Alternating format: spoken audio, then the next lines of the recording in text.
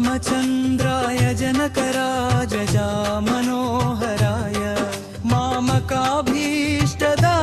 महितमङ्गलम् रामचन्द्राय जनकराजजामनोहराय मामकाभीष्टदाय महितमङ्गलम्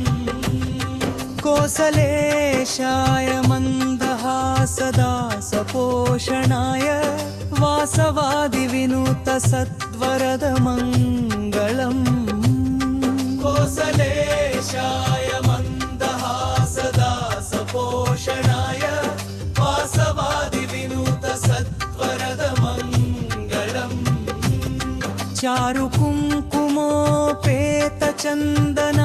चारुकुङ्कुमोपेतचन्दनादिचर्चिताय हारकटकशोभिताय भूरिमङ्गलम्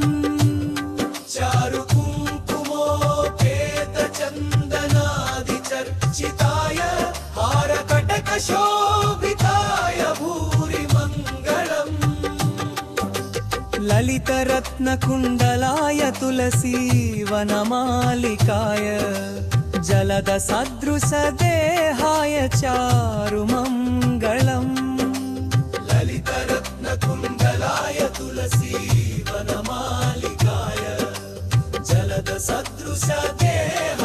चारुमङ्गलम् देवकीपुत्राय देवदेवोत्तमाय चापजातगुरुवराय भव्यमङ्गलम्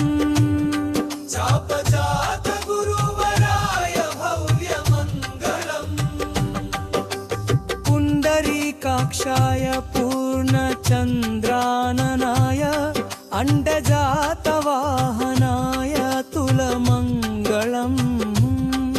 विमलरूपाय विविधवेदान्तवेद्याय सुजनचित्तकामिताय शुभगमङ्गलम्